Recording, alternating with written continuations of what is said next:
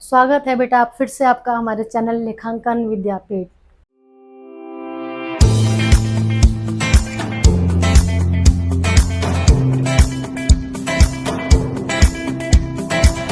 I am Ritu Sharma, having 18 plus experience in my teaching field. I hope आप लोग हमारे channel को subscribe करके बैठे हैं अभी तक, और अगर नहीं सब्सक्राइब किया है तो मैं वापस से आपको बेटा एक बार याद दिला रही हूँ कि चैनल को सब्सक्राइब कर लीजिए ताकि आपकी ईजी जो है और भी ज़्यादा ईजी हो जाए। बिकॉज लेखांकन विद्यापीठ एक ऐसा प्लेटफॉर्म है जहाँ पर आपको सारे सब्जेक्ट्स ईजी तरीके से पढ़ाने के लिए एक्सपर्ट्स यहाँ पर तैयार हैं बेटा, और आपकी सक्सेस ही हम लोगों का मोटो है, क्योंकि कोई भी टीचर तभी सक्सेसफुल माना जाता है अगर उसके बच्चे उसको अच्छे से समझ पा रहे हैं। तो अगर आप लोगों को हमारा टीचिंग मेथड अच्छा लग रहा है, ठीक है, कहीं पर किसी भी तरीके का कोई डाउट अगर आप लोगों को आ रहा है तो प्लीज़ हमें आप without any hesitation comment section में कमेंट करके बता सकते हैं। अब आज का टॉपिक है बेटा हमारा ट्रांसपोर्टेशन। जो हम लोगों ने पढ़ा था, ट्रांसपोर्टेशन में हम लोगों ने पढ़ा कि the our heart is a muscular pump organ and this is responsible for the transportation of materials. Okay, अब हमें यहाँ पर बेटा क्या पढ़ना है कि ये जो हमारा हार्ट है इसकी वर्किंग क्या है। अभी तक हमने इसके स्ट्रक्चर के बारे में पढ़ा था, अब हम पढ़ते हैं इसकी वर्किंग कि इसकी वर्किंग क्या है। इसकी वर्किंग के लिए आप देखो कि ऑलरेडी मैंने आपको बताया था कि there are 4 chambers in our heart. ठीक है, तो ये जो हमारा हार्ट है ना बेटा, है तो इसके अंदर 4 चैम्बर। ऊपर के दोनों चैम्बर्स का नाम या तो ऑरिकल्स या फिर आर्ट्रियम होता है, और हमारा जो ब्लड है वो सबसे पहले एंटर करता है हमारी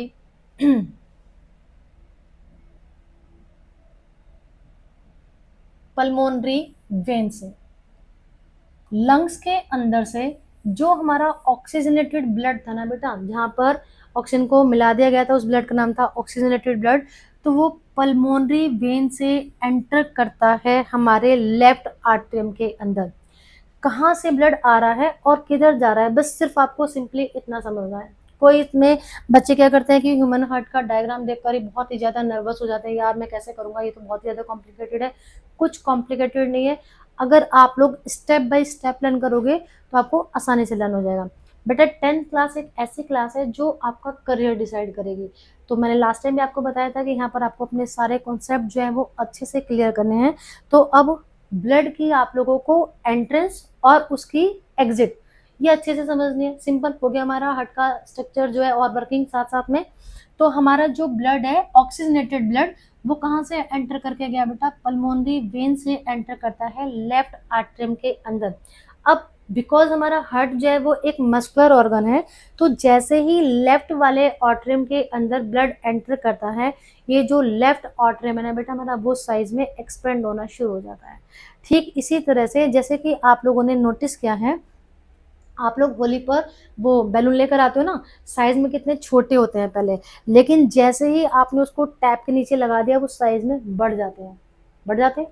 तो ठीक ऐसे ही हुआ, ये जो मेरा लेफ्ट वाला ऑर्ट्रियम था, जैसे ही इस पल्मोनरी वेन से के अंदर ब्लड कहाँ से आया, लंग से। लंग से ब्लड जो है वो पल्मोनरी वेन्स के थ्रू कहाँ पर आया, लेफ्ट आर्टरियम के अंदर। लेफ्ट आर्टरियम जो है वो एक्सपेंड हो गया। जब ये पूरा एक्सपेंड हो गया, ऑटोमेटिकली अब क्या होता है, इसके अंदर कॉन्ट्रैक्शन स्टार्ट होती है। कॉन्ट्रैक्शन जब स्टार्ट होगी तो यहाँ से अब जो ब्लड है वो हमारा लेफ्ट वाले वेंट्रिकल के नीचे जाएगा, जो कि लेफ्ट ऑरिकल के जस्ट नीचे सिचुएटेड था। क्लियर। अब हार्ट के हमारे जितने भी चैम्बर्स हैं सब में एक ही मैकेनिज्म काम में आ रहा है। सिंपल फंडा आप लोग याद रख लो, क्या जी, एक बार ब्लड उसके अंदर आएगा वो साइज में बढ़ जाएगा, फिर वो धीरे धीरे कॉन्टैक्ट होगा, वहां से ब्लड निकलकर अगले पार्ट की तरफ ट्रांसफर कर जाएगा। सिंपल, कोई दिक्कत ही वाली बात नहीं है। क्लियर जी। अब हमें क्या देखना है जी, कि जो हमारा लेफ्ट वेंट्रिकल है, अब हमारा ब्लड जो है वो यहाँ पर एंटर कर जाता है। एंटर किया, अब यहाँ से जो हमारा ब्लड है बेटा वो कहाँ जाता है, बॉडी पार्ट्स में। क्लियर। बॉडी पार्ट्स में चला गया जी हमारा oxygenated blood, each and every cell तक उसको कौन लेकर जा रहा है, हमने पढ़ा था कि ब्लड के अंदर है हीमोग्लोबिन, और हीमोग्लोबिन की ऑक्सीजन के साथ अच्छी खासी दोस्ती है, जिसकी वजह से उसने क्या बना लिया था, ऑक्सी हीमोग्लोबिन। अब ये ऑक्सी हीमोग्लोबिन जो है बन गया, और हीमोग्लोबिन जहां जहां पर भी पहुंचता जाएगा वहां वहां पर रेस्पिरेशन का प्रोसेस होता रहेगा, ठीक है। और एज अ वेस्ट वहां पर क्या बनती रहेगी जी, कार्बन डाइऑक्साइड। क्लियर हो गया इतना।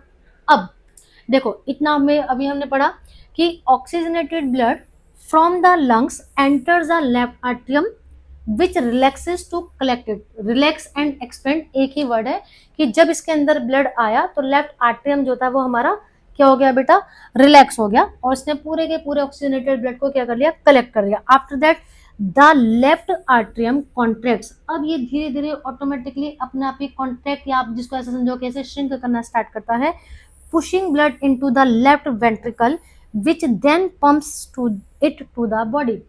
क्लियर, समझ में आ गया। अब बात करते हैं अगर हम लोग डीऑक्सीजनेटेड ब्लड की, क्योंकि जब ब्लड को कहाँ पहुंचा दिया गया, लेफ्ट वेंट्रिकल से बॉडी पार्ट्स में, वहां पर अब ब्लड पहुंचने के बाद रेस्पिरेशन का प्रोसेस हुआ, ब्लड के अंदर क्या मिला दिया गया, कार्बन डाइऑक्साइड, और कार्बन डाइऑक्साइड वाले ब्लड को हमने क्या नाम दिया था, डीऑक्सीजनेटेड ब्लड। ये जो डीऑक्सीजनेटेड ब्लड है from the body flows into right atrium which relaxes to receive it। अब ये जो बेटा हमारा है राइट आर्टियम, इसके अंदर ब्लड आता है डीऑक्सीजनेटेड वाला जो ब्लड है, डीऑक्सीजनेटेड ब्लड जो है वेना केवा से आया और यहाँ पर आ गया जी राइट आर्टियम के अंदर। अब ये जो हमारा राइट आर्टियम है ये क्या करता है, ये साइज में एक्सपेंड हो जाता है। अगेन सेम प्रोसेस, एक्सपेंड हुआ, ठीक है, उसके बाद कॉन्ट्रैक्ट हुआ, कॉन्ट्रैक्ट होने के बाद अब यहाँ से जो हमारा ब्लड है कहाँ गया, हमारा राइट वेंट्रिकल के अंदर। अब देखो क्योंकि दोनों प्रोसेसेस सिमिल्टेनियसली चल रहे हैं, ऐसा नहीं है कि एक बार पूरा ऑक्सीजन वाला ब्लड जाएगा जी फिर दूसरी बार कार्बन डाइऑक्साइड वाला ब्लड आ रहा है, नहीं, दोनों काम एक साथ साथ ही चलते जा रहे हैं। तो इसीलिए बीच में क्या पाई जा रही है, ये muscular wall like structure, this muscular wall like structure, this is known as septum।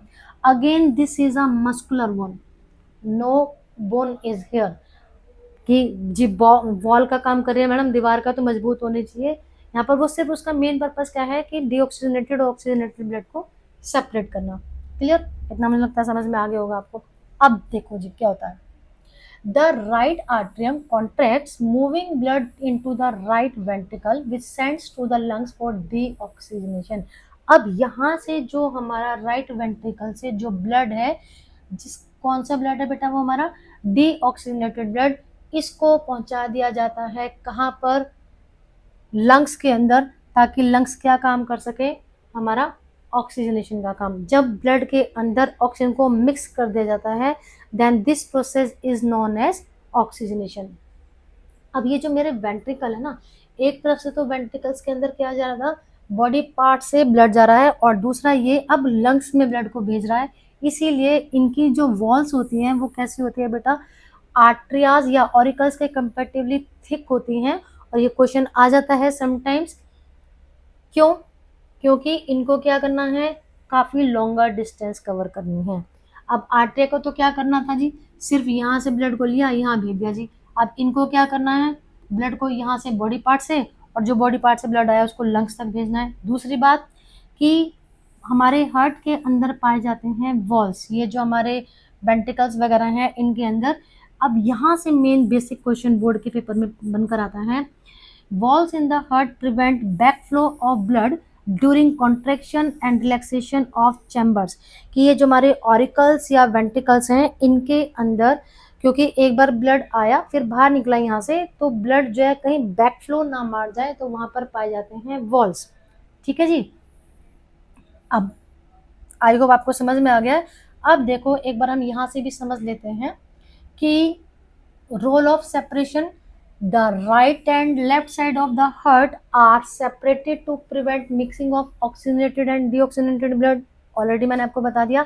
अब ये जो सेपरेशन है वो क्यों है जी, यहाँ पर भी आप देखो देख सकते हो दोबारा से बेटा कि पल्मोनरी वेन फ्रॉम लंग्स, यहाँ से हमारा ऑक्सीजनेटेड ब्लड आया, ठीक है, मेन एवार्टा जो हमारी मेन वाली आर्टरी होती है जो ब्लड को लेकर जाते हैं एवार्टा टू द बॉडी।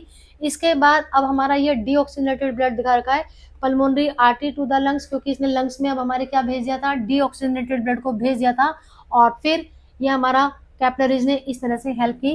तो इसके लिए बेटा मैं आप लोगों को एक फ्लो शीट डायग्राम बनाना सिखाऊंगी, ठीक है, जब हम लोग एक्सक्रीशन वाला टॉपिक पढ़ेंगे प्लांट्स में तब, ताकि आपको ब्लड की जो वर्किंग है, सॉरी हार्ट की जो वर्किंग है वो और भी ज़्यादा कन्वीनियंशली समझ में आ जाए। क्योंकि कई बार ये वाला जो डायग्राम है, वैसे तो ये इजी डायग्राम है, पर बच्चों को थोड़ा सा कंफ्यूज कर देता है, तो हमें कंफ्यूजन किसी भी तरीके की नहीं रखनी। तो नेक्स्ट टॉपिक में हम लोग एक्सक्रीशन स्टार्ट करने से पहले इसका ट्रांसपोर्टेशन का मैं आपको एक फ्लोशीट डायग्राम जो है वो प्रोवाइड करूंगी, जो कि पूरे हार्ट की मैकेनिज्म आपको इजी तरीके से करवा देगा, ठीक है।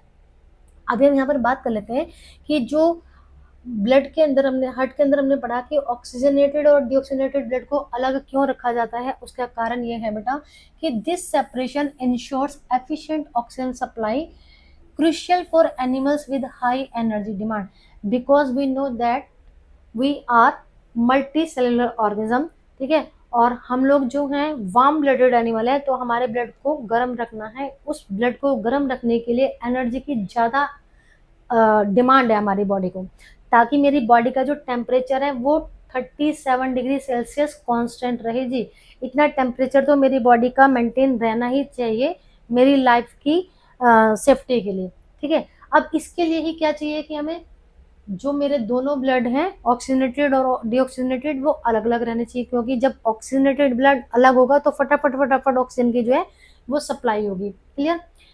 Birds and mammals have this double circulation because they maintain constant body temperature using energy. I have already told you. तो अगर आपको क्वेश्चन आ जाता है कि why there is a need of double circulatory system in human beings or birds or any mammal, तो this is the reason. अब बात करते हैं अगर हम कोल्ड ब्लडेड एनिमल्स की, जैसे कि फिशेज में मैंने बताया था कि फिशेज के अंदर सिंगल सर्कुलेटरी सिस्टम पाया जाता है। Animals like amphibians and reptiles have three chambered heart allowing some mixing of blood. अब इनके अंदर तो अगर थोड़ी बहुत मिक्सिंग होगी भाई तो चलेगी जी, क्योंकि इनका जो बॉडी का टेम्परेचर है वो किसके अकॉर्डिंग, क्योंकि वो लोग तो लैंड के ऊपर भी सर्वाइव कर सकते हैं और वाटर के अंदर भी, तो वो ऑटोमेटिकली उनकी जो हैबिटेट है उसके अकॉर्डिंग एडजस्ट हो जाता है। अब फिश का सर्कुलेशन जो है बेटा, fishes have two chambered heart and blood passes through the heart only once in each body cycle, जबकि हमारी बॉडी में वो क्या कर रहा था जी, डबल बार, एक बार ऑक्सीजनेटेड ब्लड निकल कर गया, एक बार डीऑक्सीजनेटेड ब्लड जो है वो बॉडी के, वो हार्ट के अंदर आया। इन fishes blood goes to gills for oxygenation and then directly to the body without returning to the heart, जबकि हमारी बॉडी में क्या होता है, हार्ट, एक बार हार्ट के अंदर ब्लड आया, फिर वो बॉडी पार्ट्स तक घूम के आएगा और फिर वो वापस हार्ट के अंदर आता है। जबकि फिशेस के अंदर क्या हो रहा है, सिर्फ एक टाइम में गिल्स के बाद ब्लड सीधा का सीधा बॉडी पार्ट्स तक उसकी सप्लाई कर दी गई। तो this is the reason why a single circulatory system is required in fishes while a double circulatory system is required in human being. अब देखो बेटा, अगर हम बात करें, ये नोट है, in birds and mammals blood passes through the heart per twice one cycle, once after being oxygenated and once after collecting carbon dioxide। एक बार मैंने आपको बताया था, एक बार क्या हुआ जी, हार्ट के अंदर ऑक्सीजन वाला ब्लड आया, दूसरी बार हार्ट के अंदर डीऑक्सीजनेटेड ब्लड आया, तो इसीलिए इसका नाम है double circulatory system. I hope बेटा आपको समझ में आ गया है। हम लोगों को क्या करना है, पूरे कॉन्सेप्ट को एक बार अच्छे से प्रिपेयर करना है, रटना बिल्कुल भी नहीं है। स्टेप बाय स्टेप आप सारा जो मैकेनिज्म है वो पढ़ोगे। अब हमारा इस चैप्टर का सिर्फ एक लास्ट टॉपिक बचता है बेटा, एक्सक्रीशन, जो कि हम लोग नेक्स्ट वीडियो में पढ़ेंगे, excretion in plants and excretion in human beings. Clear है? तो आई होप आपको वीडियो समझ में आई होगी बेटा। लाइक एंड शेयर करना ना भूलें, प्लस साथ साथ में चैनल को सब्सक्राइब करना है। तो तब तक के लिए टेक केयर।